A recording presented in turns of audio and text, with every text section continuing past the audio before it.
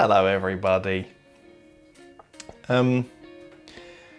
So today is, I believe, day 28 of the lockdown. We should do something special for 30, shouldn't we? It feels like 30 is a big milestone. Although I guess I didn't do anything for 10 or 20, nothing special, but you know, I make the rules, right? Today's day 28 of my daily lockdown updates from the UK, which I'm doing just sort of, you know, to document the weird times we're living in, also to keep you company in whatever way that happens to be. And so I thought I'd talk a little bit today about some of the news, a bit of an update on the world rather than just an update on me. Because although it's fun and easy to talk about myself, I am trying to document what's been happening, what's been going on, and what life was like at this stage of life. Today, a lot of the news has been talking about how basically we've had the get my words out of my mouth. Basically, we've had the lowest number of I think it's like the lowest number in 2 weeks of coronavirus-related deaths. And so the conversation has been changing. Like, it's more now about, people seem convinced that we're past the peak.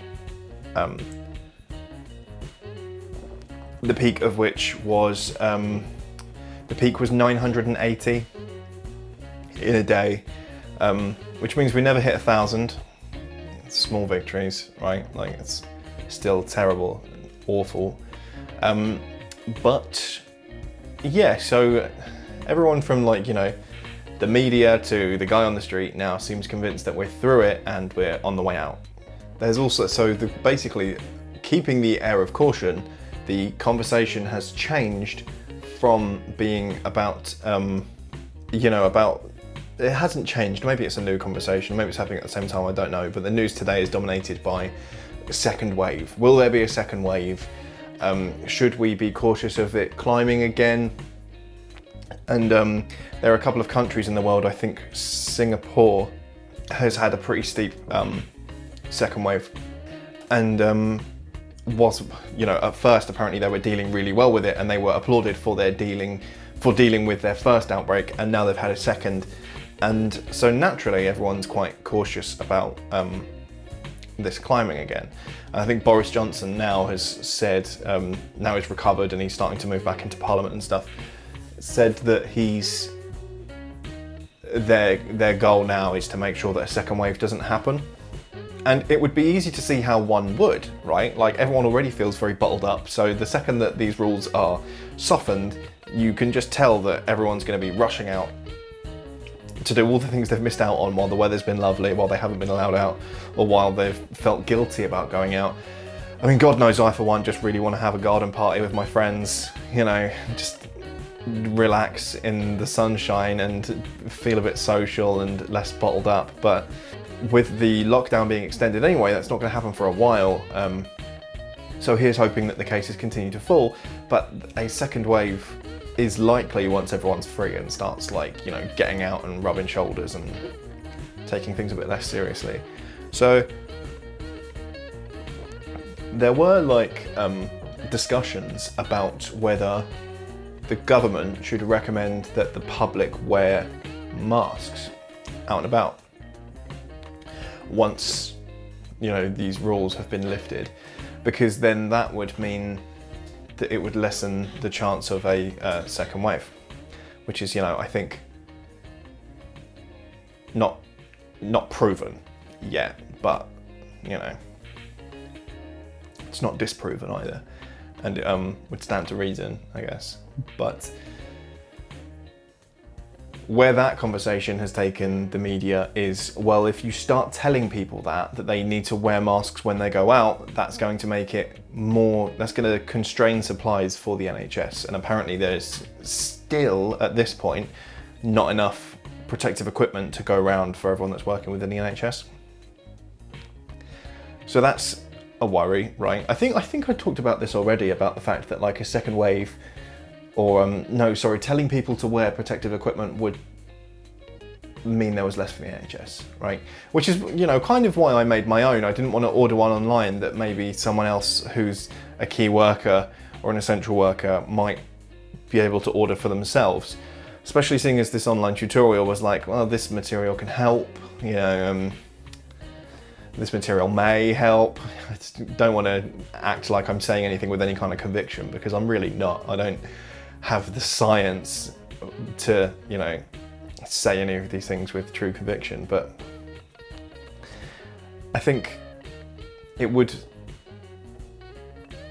a rock and a hard place, right? Because you can just see everyone's going to rush out as soon as they can, and you can see that it would cause a second wave, but then you don't want them to wear protective equipment if people who really, really need it can't get it. I don't know, toughie. It's a hard conversation, right? And it's why I'm not involved in them. There are people with real knowledge and real know-how. Do you know what's more likely? It's that the people with real knowledge and real know-how are advising the people who are having the conversation, which, you know, that element of 1 degree of removal can make all the difference, can't it?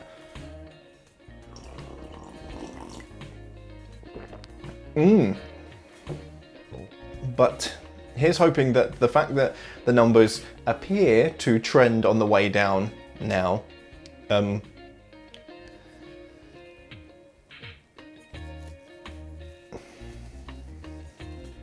here's hoping that it means they're going to stay down.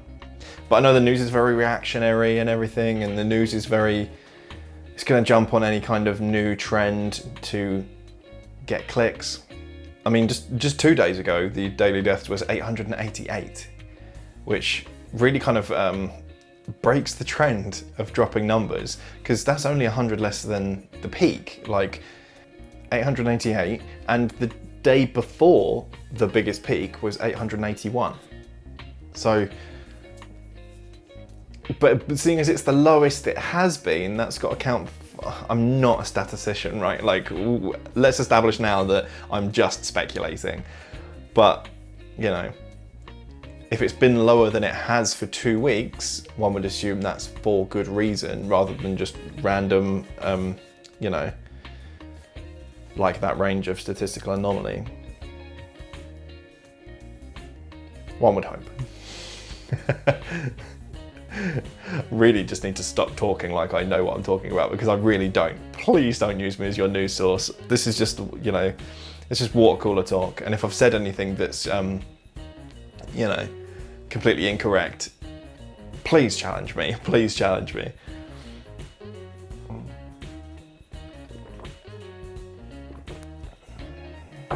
But it's hard nowadays to find worldly updates to share, unless anything super major happens, because everything just seems to be iterative news updates on things that we've already been told. I think one thing I really want to know, and there doesn't seem to be any clear evidence on yet, is whether someone who has recovered can catch it again. And, you know, I think that would probably count for a lot in terms of how people who have recovered are treated and everything. There just doesn't seem to be any concrete evidence on it yet. Because reading and learning about coronaviruses, like the common cold and the flu, they're types of coronavirus, aren't they? And the reason that you can't really cure them is because they're constantly mutating, so there's no way that you can be immune against everything. In a real layman's term. Again, that's, please don't quote me on that. But, so if this is going to be one of those kind of things where it's constantly mutating and coming back again in different forms, maybe reinfection could be possible, right?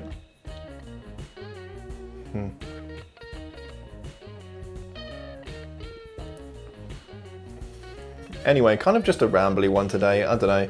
I'm just seeing that, you know, second wave everywhere, and the lowest in 2 weeks was just a little bit, you know, it's hard to tell whether that's optimistic or whether that makes me feel optimistic or whether that makes me feel suspicious. I think it's both, right? It's a healthy mix of both.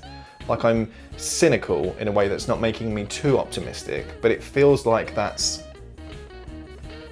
the lowest in 2 weeks thing is good news, right? And that I'm going crazy. That the lowest in 2 weeks thing is good, second wave thing, bad. Oh, my brain is frying. I'm slumping, guys. I'm really slumping. I think this whole thing's catching up with me. Okay, bye.